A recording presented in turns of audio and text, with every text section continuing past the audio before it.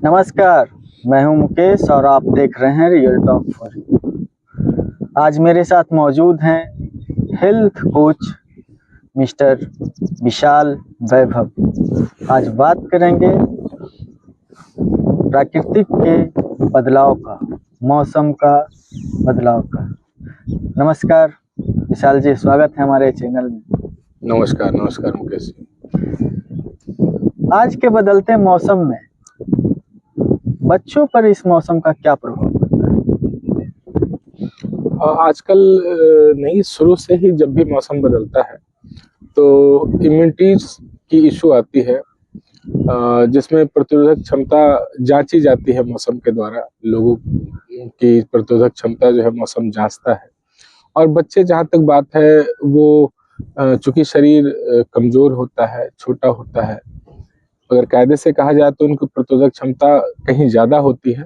But थोड़ा care करना होता है जब भी मौसम परिवर्तन हो, खासकर जब आप बारिश के मौसम में आते हैं, बारिश से ठंड में आते हैं, उस समय जो है आपको केयर करने की जरूरत है।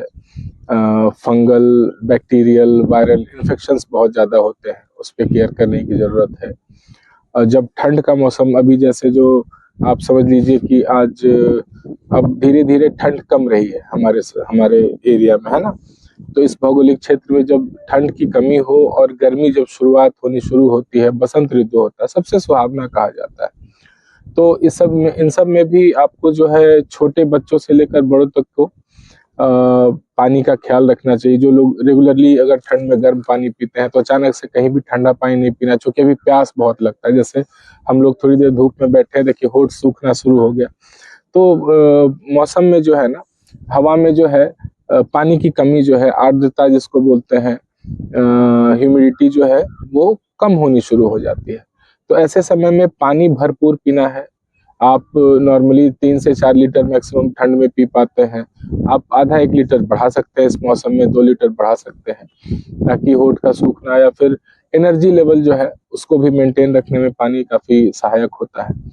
तो ये सारी चीजें कर सकते हैं। बच्चों के लिए क्या है कि भाई अचानक से उनको धूप में है तो सारे कपड़े जैसे खोल दिए कि हाँ भाई गर्मी लग रही है तो सारे कपड़े खोल के बैठ गए, नहीं, वैसा नहीं करना। कुछ कपड़े रहने देने हैं, धीरे धीरे करके समय अनुसार उसको उतारना है।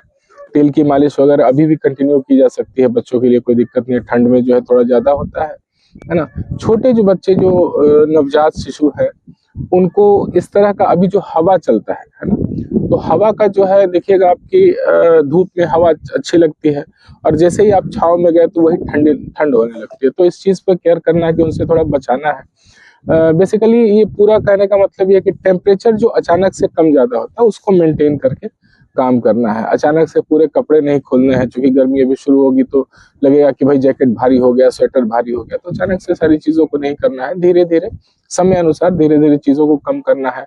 खाने का मात्रा ठंड में थोड़ा लोग ज्यादा खाते हैं अपेक्षा के, देखा जाता है, तो उसको धीरे धीरे आप कम कर सकते हैं। इस मौसम में अगर आप जितना, चूंकि अभी हमारे यहाँ ठंड और बसंत ऋतु में सब्जी बहुत है, ग्रीन वेज बहुत ज्यादा अवेलेबल होता है, उसको आप लोग ले सकते हैं। तो बहुत सारी चीजें हैं करने के लिए। कोशिश कीजिए कि परहेज ज्यादा रखें, दवाओं का सेवन ना करें, जो कि कहीं ना कहीं आज के समय में पेट का जो इशू है वो इस मौसम में, बदलते मौसम में आपको परेशान कर सकता है। देखिएगा जिनको ठंड लग जाती है तो डिहाइड्रेशन होता है, लूज मोशन होता है, वोमिटिंग टेंडेंसी हो जाती है, तो उस कारण से वीकनेस होता है। तो इन सब चीजों से बचना है थोड़ा, है ना, और केयर के साथ रहना है। सप्लीमेंटेशन जो भी है उनका चल रहा है, विटामिन सी वगैरह या फल वगैरह सब्जी जिससे भी चीजें मिलती हैं, अपने मिनरल्स को पूरा करना है सब्जियों के थ्रू, विटामिन को पूरा करना है, प्रोटीन को पूरा करना है। तो यही सब चीज ध्यान रखना है, बाकी लोग स्वस्थ रहेंगे कहीं। जैसा कि आपने बताया कि पानी का ज्यादा सेवन करना चाहिए, तो अभी होता है क्या, जब हम घर में होते हैं या ऑफिस में होते हैं तो वहाँ तो व्यवस्था हो जाती है गर्म पानी का, बट हम बाहर जाते हैं, सफर में होते हैं या किसी कार्य में और बिजी होते हैं, तो वहाँ पे जो गर्म पानी है, गुनगुना पानी है, वो उपलब्ध नहीं हो पाता है। तो उसमें वक्त या हम बोतल वाटर लेते हैं तो उसमें तो गर्म होता नहीं है, क्योंकि बाहर में ही रखता नॉन फ्रीजर वाटर होता है, तो फिर भी मौसम के अनुसार वो ठंडा ही हो जाता है। तो उसको कैसे ले सकते हैं फिर? और देखिए खास करके ये होता है कि पानी तो चाहिए बॉडी को ठंड के मौसम में, पर लोग ले नहीं पाते हैं और कई गंभीर रूप से जैसे अपच का शिकार हो जाना, गैस्ट्रिक का शिकार होना या सर दर्द हो जाना, ऐसा बना जाता है। तो इसके लिए बिल्कुल बिल्कुल। देखिए है क्या ना कि जब से पानी हम पहले तो भाई चापाकल और कुआं सारी जगह हुआ करता था, बट अब अवेलेबिलिटी नहीं है। तो समय के हिसाब से हमें क्या करना है, इस चीज को देखिए कि एक दिन में हम इस तरह से पानी कभी नहीं पिए कि जब प्यास लगा पी लिए कहानी खत्म। ऐसा नहीं करना है ना। अवेलेबिलिटी पानी की, गुनगुने पानी की हो या नहीं हो, एक जो तरीका होता है कि आपको काउंट करना है कि अगर 5 लीटर पानी पीना है तो किस हिसाब से पीना है। जैसे अगर हमारे यहाँ क्या है कि बॉटल बंद पानी हर जगह मिलता है, एक्चुअली उसको हम सलाह नहीं देते हैं लोगों को कि आप बॉटल बंद पानी पिए, क्योंकि उनके भी अपने कॉन्सिक्वेंसेस हैं। और ज्यादा बेहतर है कि अभी फ्लास्क वगैरह सब अब इजिली अवेलेबल है ना। स्टील के बॉटल्स अवेलेबल है जिसमें कि पानी को गर्म ठंडा रखा जा सकता है जिस हिसाब से आप चाहें, जितना चाहें। तो अगर हम घर पे हैं, ऑफिस में है, देन अवेलेबल है। लेकिन अगर कहीं हम बाहर निकलते हैं तो जितने भी देर के लिए निकलते हैं 1 से 2 लीटर पानी हम कैरी कर सकते हैं। 1 लीटर पानी तो नॉर्मली कोई भी बैग में कैरी कर सकता है। अगर लंबे समय तक बाहर रहने के लिए निकल रहा है तो एक बैग वैग होता ही आदमी के पास। तो ट्रेवल के दौरान बेसिकली आप जो है, अगर 2 घंटे 3 घंटे का ट्रेवल है तो आराम से आप 1 लीटर पानी लेके निकल सकते हैं। आप डेस्टिनेशन पर पहुंचेंगे, कहीं भी जाएंगे, अगर गर्म पानी की व्यवस्था हो ही जाती है तो वहां आप ले सकते हैं।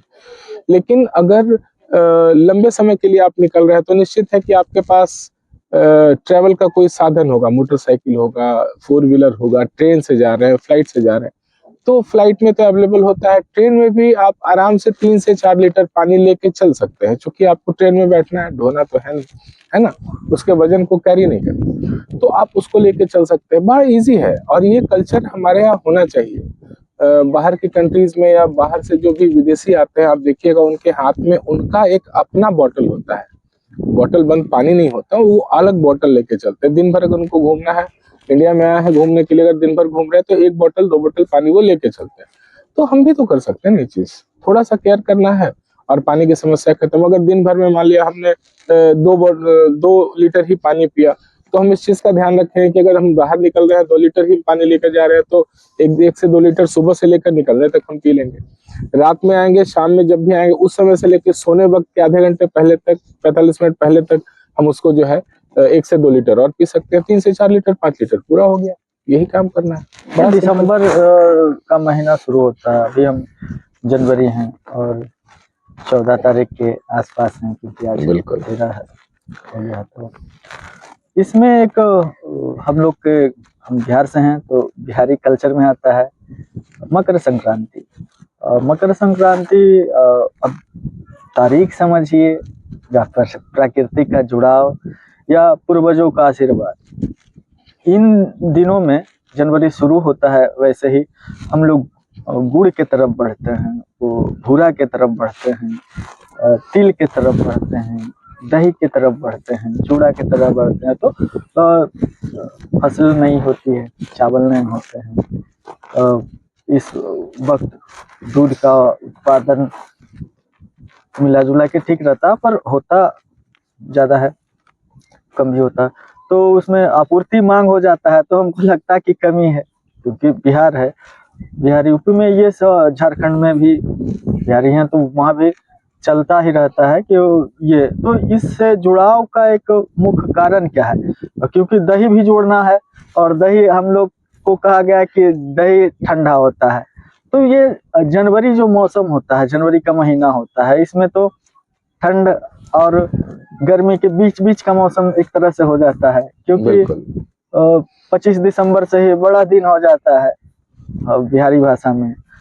तो इससे जुड़ाव का एक प्राकृतिक कारण है या पूर्वज का कोई वैज्ञानिक कारण है या कुछ और?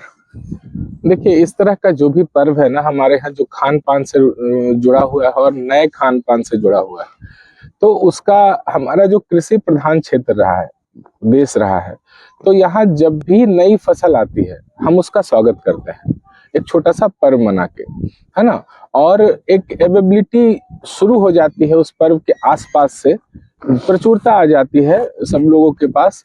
और ये कल्चर जब से शुरू हुआ, कब से, चूंकि मकर संक्रांति हमारे यहाँ कहा जाता है, अलग अलग राज्य में अलग अलग नाम से मनाया जाता है ना। जैसे पंजाब साइड में होलिका जला के ऐसा कुछ किया जाता है, कुछ अलग नाम है वहाँ पे।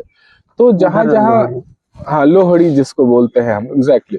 तो वो लोग भी मनाते हैं इस पर्व को। तो मुझे यहाँ तक लगता है कि ये पर्व, जहाँ तक मैंने पढ़ा है, समझा है, देखा है कि आप जैसे जब भी फसल चेंज होता है एक पर्व मनाते हैं, उसी तरह से ये भी एक पर्व है।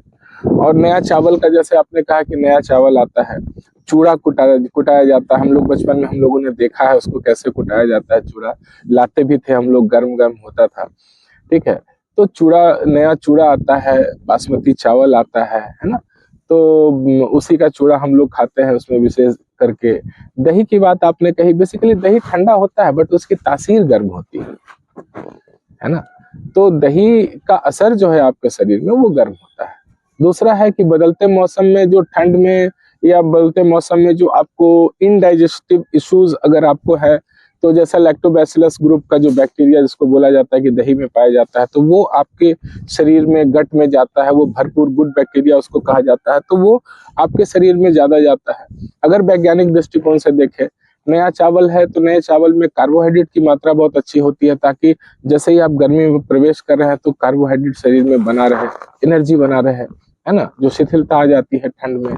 आप गुड़ की अगर बात करते हैं तो गुड़ जो है एक तरह से आपको समझिए आपके ऑर्गन का, लंग्स वगैरह के लिए प्यूरिफायर का काम करता है ना। बहुत सारे मिनरल्स उसमें पाए जाते हैं, एंटीऑक्सीडेंट्स पाए जाते हैं, तो इजी वे में वो आपके खाने के लिए अच्छा है। तो एक पर्व जो है उसके साथ अगर वैज्ञानिक रूप से भी देखा जाए तो वो फायदेमंद है। हम लोग तिल का इस्तेमाल करते हैं, तिल गर्म होता है ना। तो सब चीज का मिक्सचर है।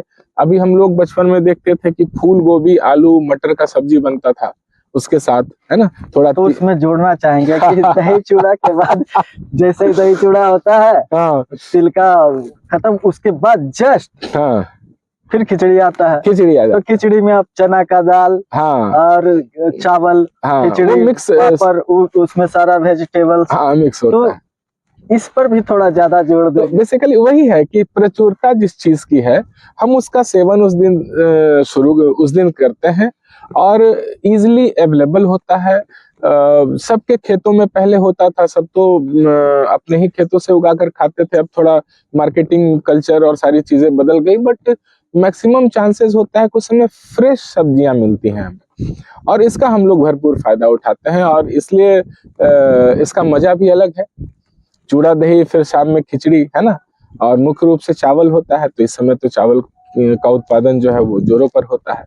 तो मेरा अपना मानना है कि नए फसल के साथ नई शुरुआत, जो कि वैज्ञानिक दृष्टिकोण से भी बहुत बढ़िया है ना।